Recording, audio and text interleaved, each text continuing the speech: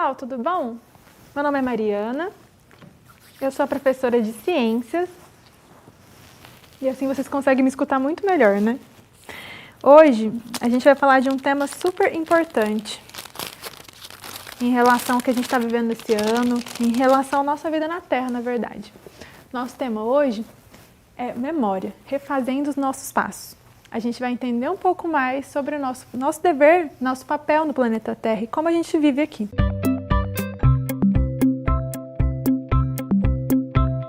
Já com certeza escutou falar do termo biodiversidade, né? Você sabe o que significa? Biodiversidade significa diversidade de espécies em um local. Isso ao pé da letra, mas a gente vai entender que é um pouquinho mais do que isso. Vamos pensar numa árvore bem grande, numa floresta. Nessa árvore, você acha que tem mais ou menos quantas formas de vida? Eu consigo pensar mais ou menos em umas 15 a 20 espécies que podem viver ali. Vamos ver uma lista que eu fiz? Abelha cachorro, aranha caranguejeira, borboleta, cigarra, cupim, formiga, lacraia, mosca, vespa, ixi, até as plantas bromélia, cipó, musgo. Tem muita coisa que pode viver dentro de uma árvore, né? Junto a uma árvore, na verdade. Todas essas espécies que eu listei para vocês são seres vivos grandes que a gente consegue enxergar só de dar uma olhadinha básica. Agora imagina se eu estivesse falando de bactérias, fungos, protozoários, que são seres vivos microscópicos. Então muito pode viver nessa árvore, né?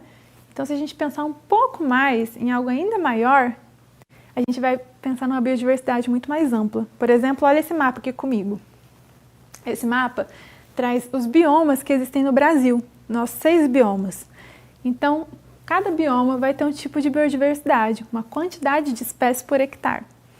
A gente vai perceber que mesmo sendo muito grande, a Amazônia não apresenta o maior número de espécies. Então, não é o bioma com a maior biodiversidade do nosso país.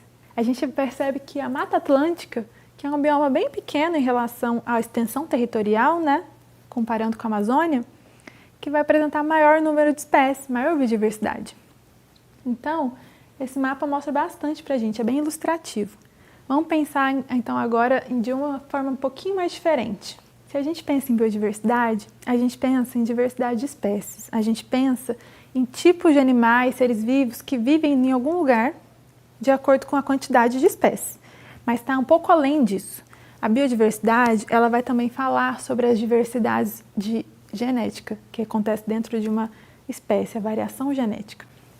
E essa variação genética a gente pode ver direitinho nessa imagem que eu trouxe para vocês. Existe semelhança entre a onça pintada e a pantera negra? A semelhança é que as duas são da mesma espécie, pantera onca. Ué, mas como assim, professora? São diferentes como são da mesma espécie? São indivíduos da mesma espécie com variedade genética. Quer dizer que o gene da pantera negra sofreu uma mutação. Então ela teve essa mutação genética que fez ela produzir maior quantidade de melanina. E essa maior quantidade de melanina faz com que a pele e o pelo dela sejam um pouco mais pigmentados. Então são panteras oncas, duas, né? Mesma espécie, porém com variedade genética. Isso é biodiversidade. Isso é diferença de genética, diversidade da genética dentro de uma mesma espécie. Tá bom? Então a gente pode usar a biodiversidade num termo que a gente pode aplicar numa grande floresta ou então no quintal da nossa casa. Fica aqui uma proposta para você, uma atividade. Qual é a biodiversidade que existe dentro da sua casa? Lista todas as formas de vida que residem com você. Pode ser seu cachorro, seu gato, inseto do jardim, pode ser formiga, pode ser lesma, aranha, plantas, todos esses seres vivos. Faça esse exercício e mostre para você e para mim, na verdade, que esses seres vivos que convivem com você são a sua biodiversidade, que estão no seu ambiente e que muitas vezes passam despercebido. A gente vive num ambiente que sofreu muita urbanização, mas ainda assim a gente consegue observar a grande biodiversidade onde a gente vive. Falando nisso, ano passado, levei meus alunos do Domingos Pimentel, do 7º ano, um beijo para vocês, estou com saudade. Levei eles lá para o Parque Vitório Siqueiroli, vocês já ouviram falar desse parque? Com certeza já foram nesse parque com visita da escola. Ele é muito conhecido aqui em Uberlândia. E esse parque, ele é muito importante aqui pra gente, porque ele conta com uma unidade de conservação ambiental. O que é uma unidade de conservação ambiental? É uma unidade que está preparada para além de estar preparada para mostrar um pouquinho de educação ambiental, da diversidade do cerrado, ela está preparada para ser protegida. Ela está ali para não ser mais degradada, tá? E esse parque do Siqueiroli, né, que eu levei meus alunos, ele é um parque que tem o bioma do cerrado, porque ele está localizado no cerrado. E além disso, ele também tem um museu de biodiversidade do cerrado. Então é super legal. Aqui a gente consegue ver nessa imagem dentro do museu. E aí lá dentro a gente tem, além dos exemplares, dos animais que a gente consegue enxergar, que a gente consegue conviver, se a gente for para o bioma do cerrado, se a gente entrar numa floresta, a gente também tem aulas de educação ambiental, falando um pouquinho mais sobre o bioma, explicando como é que funciona a relação ecológica entre os animais, entre os seres vivos que ali existem. É muito legal esse passeio e eu indico para vocês quando a gente sair da quarentena. Então, a gente falou um pouquinho do Parque Siqueiroli e eu falei de unidade de conservação. Mas você sabe o que significa unidade de conservação? Olha esse termo que eu peguei para vocês pela Secretaria do Meio Ambiente. No Brasil, as unidades de conservação da natureza, UC, são áreas instituídas pelo poder público com o objetivo de proteger a fauna, flora, recursos hídricos, solos, paisagens e processos ecológicos pertinentes aos ecossistemas naturais. Um pouquinho além disso, a gente vai ver uma lei que também fala dos parques de conservação, né, as unidades de conservação ambiental. Além dessa definição que eu trouxe para vocês, tem também a lei ambiental que fala sobre as unidades de conservação. Essa lei, que é a lei federal, na verdade, o artigo 2º dessa lei diz o seguinte, que as unidades de conservação da natureza, espaço territorial e seus recursos ambientais, incluindo as águas jurisdicionais, com características naturais relevantes, legalmente instituído pelo poder público, com objetivo de conservação e limites definidos sobre o regime especial de administração, a qual se aplicam garantias adequadas de proteção. O que isso quer dizer? Isso quer dizer que são áreas protegidas, que devem ser preservadas para manter a biodiversidade daqueles ecossistemas. Então, a gente está protegendo essas áreas por lei. É muito importante que a gente cuide dessas áreas para manter a biodiversidade do nosso bioma cerrado e também dos outros biomas que existem em todo o mundo. Mas essa lei, na verdade, é só do Brasil, então a gente vai falar dos biomas do Brasil. Então, o que são unidades de conservação? A gente divide em 2 tipos. Tem a unidade de proteção integral e as unidades de uso sustentável. Como o próprio nome diz, as unidades de uso sustentável podem ser utilizadas de forma sustentável. E as unidades de proteção integral têm a sua legislação um pouco mais rígida. Então, a gente vai poder interagir com essas unidades de forma bem menos ativa. Então, geralmente, elas são utilizadas para pesquisa e conservação. A gente divide essas unidades de proteção integral e sustentável de acordo com os tipos, né? Então, eu tenho, por exemplo, estação ecológica, reserva biológica, parque nacional, parque estadual, parque natural municipal, monumento natural e refúgio de vida silvestre como unidades de proteção integral. E as unidades de uso sustentável já são área de proteção ambiental, área de relevante interesse ecológico, floresta nacional, floresta estadual e municipal, reserva extrativista, reserva de fauna, reserva de desenvolvimento sustentável e reserva particular do patrimônio natural. Eu tirei essas informações do Ministério do Meio Ambiente, tá, gente? Então, se vocês tiverem qualquer interesse para saber um pouquinho mais sobre isso, entra no site do Ministério do Meio Ambiente que vai ter bem explicadinho para vocês, tá bom? Esse mapa que eu trouxe para vocês vai mostrar um pouquinho mais sobre a biodiversidade global. O que ele mostra? Que a biodiversidade muda de acordo com a área do globo que a gente está observando. Então, quanto mais próximo das áreas tropicais, das zonas tropicais, mais biodiversidade eu tenho. Olha o Brasil, por exemplo, está bem colorido aqui no mapa. Quanto mais vermelho, maior a biodiversidade. Quanto mais branco, menor a biodiversidade. Se a gente analisar bem, lá na Ásia, aqui nessa região aqui em cima, aqui está o Japão. Conseguem ver bem? O Japão é uma ilha, ele está numa coloração azul para roxo. Então, ele tem uma biodiversidade bem diversa. Por que eu estou falando do Japão especificamente? Porque o Japão ele tem uma característica muito interessante que eu resolvi trazer para vocês. Ele trabalha muito com a medicina de preservação. Como é que funciona isso? Trabalha com prática chamada floresta-terapia. As pessoas, a partir da preservação ambiental, conseguem trabalhar a saúde delas. Então, quando você visita um parque nacional no Japão, um parque especializado para a saúde, são parques que não podem ser modificados e que eles estão ali justamente para dar a saúde para a população, não entregar a saúde de mão beijada, né, mas para dar um tipo de suporte, né, para dar um tipo de assistência para pessoas que estão, por exemplo, passando por situações de estresse. Já está comprovado, nas universidades do Japão tem pesquisas que apontam que um simples caminhar pela floresta aumenta a produção do seu cérebro em relação ao relaxamento. O seu cérebro produz mais sensação de relaxamento no seu corpo e ele produz também menos estresse. Os hormônios do seu corpo vão agir de uma forma a te relaxar muito mais. Então, essa integração que a gente tem com a natureza não é uma coisa nova, não é uma coisa que acabou de acontecer, uma descoberta. Isso está relacionado com os nossos ancestrais, porque, querendo ou não, somos animais, não lembra disso? Então, como animais, a gente se sente em casa, a gente se sente protegido, a gente se sente melhor com a gente na natureza. Então, por que eu trouxe essa imagem aqui, ó, por exemplo? Porque essa imagem, ela mostra um exemplo de floresta terapia que tem lá no Japão. As pessoas conseguem passear por dentro das florestas como forma de terapia integrativa, tá? E eu sei que no Brasil a gente também tem lugares muito bonitos, né? A gente tem uma diversidade muito grande, a gente tem praias, cachoeiras, assim como existem no Japão, que é um país também de grande biodiversidade. Mas a gente não trabalha a saúde da forma que o Japão trabalha. Então, eu convido vocês a observar essas imagens e veja a diversidade de natureza que a gente tem no nosso país. A gente tem desde grandes, né, rios e cachoeiras, até dunas de areia, lugares que parecem desérticos, e mares, né? A gente tem toda uma costa de praia muito biodiversa. E tudo isso aqui, com certeza, pode ser ainda mais protegido. O governo tem um papel de fiscalização ambiental dentro dessas unidades de conservação e a gente também pode trabalhar um pouquinho nessa proteção, né? Fazendo um pouco dentro de casa, um pouco na área que a gente vive, na nossa comunidade. Quando a gente pensa na biodiversidade, toda essa parte que eu falei em relação à saúde, nem sempre a gente pensa na sustentabilidade, mas eu vou te convidar a fazer esse pensamento, esse link entre sustentabilidade e biodiversidade. Por que essas palavras se casam muito bem? Por exemplo, aqui a gente consegue ver os diferentes tipos de reciclagem que existe, né? De lixeiras de coleta seletiva.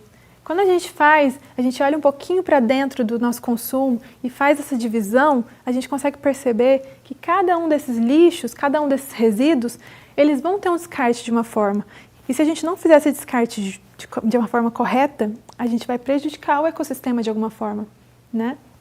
Então, a gente tem que pensar nas relações ecológicas, a gente tem que pensar na forma como a gente está em contato com a natureza, mesmo que a gente esteja em contato de forma indireta, né? Numa cidade, num grande centro urbano, porque a gente está, a cada momento, produzindo lixo, né? Fazendo um consumo de alguma forma, e o que a gente consome tem a ver com a sustentabilidade e tem a ver com a biodiversidade. Deixa eu dar um exemplo para vocês. A pegada ecológica, já ouviu falar disso? A pegada ecológica, ela está relacionada com o nosso consumo, né? Então, qual que é a pegada que a gente deixa no ambiente? Os animais costumam deixar pegadas como essas, que eu trouxe para vocês nessa imagem. Pegadas de acordo com as patas dele, né? De cada um deles. Então, a pegada do ser humano é um pouco diferente no ambiente. A pegada do ser humano é essa. É uma pegada de lixo, é uma pegada de degradação. Infelizmente, tem muito mais gente poluindo hoje em dia do que atento à reciclagem, né? A práticas sustentáveis. Então, a gente vai começar devagarinho, com etapas de trabalho de formiga. Se a gente começa dentro de casa, separando o nosso lixo, a gente está diminuindo a nossa pegada ecológica. Deixa eu explicar melhor um pouquinho sobre isso. Se a gente consome muito, por exemplo, celular, a gente sabe como é que faz para esse celular ser produzido? Quais são os tipos de recursos ambientais que eu preciso para construir esse celular? Quais são os minérios, né, os minerais? Quais são os metais? O que eu preciso para fazer um celular? Qual é o tipo de degradação ambiental necessária para que isso aconteça, para que seja gerado e chegue até a loja que eu vou comprar? A gente só pensa em consumir o produto, né? Então, essa pegada ecológica acaba sendo invisível para a gente, mas é muito marcante para o mundo. Então, a pegada ecológica, ela está relacionada com o nosso consumo, principalmente, e com o que esse consumo carrega, né? Qual a história que está atrás desse consumo? Para eu chegar com aquela mercadoria na minha mão, o que ela precisou impactar no planeta? Olha essa imagem que eu trouxe para vocês para mostrar um pouquinho de como o consumo impacta no planeta Terra. Os Estados Unidos e o Canadá, na América do Norte, precisariam de mais ou menos 5 planetas Terra para dar conta do consumo deles. Eles consomem tanto que o planeta não tem condição para eles, então eles precisam de muito mais do que um planeta. Enquanto isso, o Brasil e a Argentina, nos países da América Latina, precisam de mais ou menos 1,1 planeta. Um planeta não está bom para a gente está consumindo muito mais do que um pode dar. Mas olha a África, a desigualdade que existe, né? A distribuição no nosso planeta é muito mal feita. Mesmo que exista produção muito grande em outros países, o continente da África precisa de menos de um país para lidar com o que eles produzem, com o que eles consomem. Enquanto o continente da África precisa de 0,6 planetas para lidar com o que eles consomem, a gente começa a pensar a desigualdade que existe nesse lugar todo que a gente vive, nesse planeta que a gente vive, né? Como é que uma parte do mundo precisa de 5 planetas para dar conta do consumo e a outra parte do mundo precisa de menos de um, porque não é bem distribuído. O processo é feito, as comidas são feitas, são plantados alimentos, são consumidos em vários lugares do país, do mundo, mas pouco é distribuído. Na verdade, a distribuição ela não é uniforme, ela é seletiva. Então, a gente tem, por exemplo, países que têm um consumo muito grande de eletroeletrônicos, né? Roupas, de produtos domésticos, de comida fast food, enquanto outros passam por situações de extrema pobreza e fome. Esse tipo de consumo, ele não é nada sustentável. Por isso que a gente fala que precisa de mais de um planeta para dar conta, porque o planeta não vai dar conta por muito tempo. Tá? A gente está consumindo muito e esse consumo impacta ambientalmente, né? Possui poluente de água, que a gente vai acabar poluindo para produzir esse tipo de coisa que a gente quer consumir o tempo inteiro. A gente vai acabar com solos, a gente acaba com o ar, a gente polui muito o planeta para dar conta do consumo que a gente está tendo nesse momento. Então aqui eu trouxe para vocês um pouquinho de dicas, algumas dicas, que podem ajudar no consumo mais sustentável. Começando pelo consumo de objetos que a gente compra no dia a dia, por exemplo, roupas, celulares, não no dia a dia, mas tem gente que troca de celular uma vez por ano. Qual a necessidade? A não ser que você perca seu celular todo ano ou que você quebre seu celular todo ano, você não precisa trocar de celular todos os anos porque saiu um modelo mais novo. Isso não é econômico nem sustentável. Então, se a gente faz essa prática de ficar consumindo muito só para seguir a moda, para seguir o que está acontecendo no planeta, a gente está pensando muito na gente, no nosso, e pouco no resto, né? Pensa no que esse celular que você consumiu, o que essa roupa que você consumiu porque está na moda, está trazendo de bom para você, além do objeto. Está trazendo um planeta mais sustentável? Não está. Então, ao invés de ficar trocando o celular todo ano ou comprando roupa nova todo ano, tenta reutilizar o que você tem. Tenta fazer com que o seu consumo seja cíclico e que tudo que você compra dure mais do que um tempo mínimo de um ano. Diminuindo o consumo desses aparelhos eletrônicos, produtos descartáveis, a gente diminui também o impacto ambiental que a gente tem nesses recursos que não são renováveis. Eles são esgotáveis, então a gente vai consumir e um momento vai acabar. A segunda dica que ele dá pra gente é substituição de lâmpadas incandescentes por lâmpadas fluorescentes, as lâmpadas de LED, tá? Por quê? Porque essas lâmpadas elas são bem mais econômicas e duram muito mais tempo do que as incandescentes, que são aquelas que esquentam, ficam bem amareladas, sabe? Esse tipo de lâmpada, na verdade, consome muito menos energia. E você também pode escolher pelos eletrodomésticos da classe A, que são muito mais eficientes no consumo de energia. Eles consomem menos e com isso você gasta menos energia e menos água pensando que a nossa energia vem das hidrelétricas, né? A terceira dica é em relação à indústria de papel e celulose, que está sempre entre as campeãs de consumo de água e de energia. Por isso que os papéis que a gente usa devem ser cada vez mais econômicos e reutilizados, reciclados, né? A gente pode também usar o frente e verso, se for imprimir um documento, por exemplo, para trazer cada vez menos o papel, consumo de papel e reciclar mais, né? A quarta dica é que a gente organize nos nossos bairros, nas nossas ruas e cobre da prefeitura um sistema de coleta seletiva. Fala com seus vizinhos, né, com seus companheiros de condomínio. Nesse momento que a gente está vivendo, a gente está consumindo muito mais lixo e se a gente reciclar mais, a gente contribui muito para que o impacto desse lixo seja menor no ecossistema. A quinta dica é em relação ao consumo de água que a gente faz quando está tomando banho. Os chuveiros elétricos, infelizmente, consomem muita energia. E os banhos que a gente toma tem que durar, no máximo, 10 minutos. Isso que tem, então, um grande impacto para diminuir o consumo de energia elétrica. E se a gente também pensar nos chuveiros a gás, eles também são bem poluentes, porque eles emitem gases de efeito estufa. A sexta dica que eu trago para vocês é em relação ao consumo responsável. Lembra que eu falei lá no início, na primeira dica, que a gente tem que consumir menos? E aí eu dou uma dica para complementar. Procura saber de empresas que produzem seus produtos de consumo que já foram multadas criminalmente. Se elas foram multadas criminalmente por causa de crime ambiental, você pode simplesmente boicotar essas empresas, que é não consumir dessas empresas. Porque se elas estão ligadas a crimes ambientais, elas pouco se importam com a nossa natureza, com o nosso planeta, né? A gente pode dar mais preferência para empresas que produzem os seus produtos de forma sustentável, reduzindo os consumos energéticos, consumindo produtos biodegradáveis. A sétima dica que eu trago para vocês é em relação à consciência de cidadania. Se a gente exercer nossa cidadania de forma consciente e se organizar, a gente consegue cobrar dos políticos e das autoridades, das empresas, né, na nossa cidade de Uberlândia, por exemplo, ou do nosso bairro, do nosso estado, do nosso país, que tudo seja feito de forma mais sustentável, tudo que for necessário para a conservação da biodiversidade, a gente pode trabalhar em relação aos recursos hídricos, solos, enfim, para que a gente alcance de fato uma meta no desenvolvimento sustentável. E a oitava e última dica que eu vou trazer para vocês é em relação aos transportes públicos, tá? Isso é muito legal, da gente sempre dar preferência para os transportes públicos. Ou se você tem carro, organiza sistemas de carona, assim a gente diminui a emissão de gases. Exige dos órgãos competentes também a melhoria das qualidades dos serviços de ônibus, metrôs, trens. A gente não tem metrô e trem aqui em Uberlândia, mas a gente sabe que pode melhorar o sistema de ônibus, né? Então a gente pode fazer a nossa parte reclamando esse tipo de sistema para o nosso prefeito, ou então fazendo a nossa parte de uma forma individual, que é indo para onde a gente tem que ir, de bicicleta, por exemplo, né? Fazendo uma caminhada, se possível. Enfim, tem várias formas de a gente diminuir o nosso impacto, a nossa pegada ambiental no nosso planeta, né? Eu espero que você absorva essas dicas que eu dei e entenda que o nosso impacto está relacionado com o nosso consumo, nossa pegada está relacionada com o que a gente faz no planeta.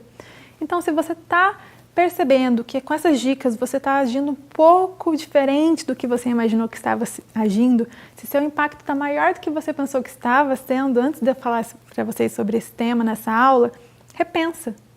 Converse com seus amigos, com sua família, crie alguma forma de diminuir o seu impacto. Faça feiras no momento que a gente sair dessa pandemia. Vai ser muito legal se você fizer uma feira de troca, por exemplo. Uma vez eu trabalhei numa escola que todo fim de ano tinha uma feira de troca. Os alunos levavam tudo que eles não queriam mais, roupas, livros, brinquedos, e todo mundo fazia uma troca no final daquela feira.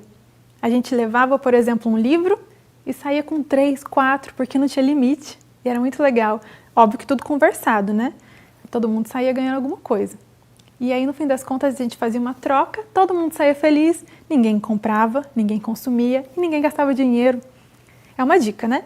Tenta fazer isso no seu bairro, quando a gente sair desse momento de pandemia, porque agora só em casa.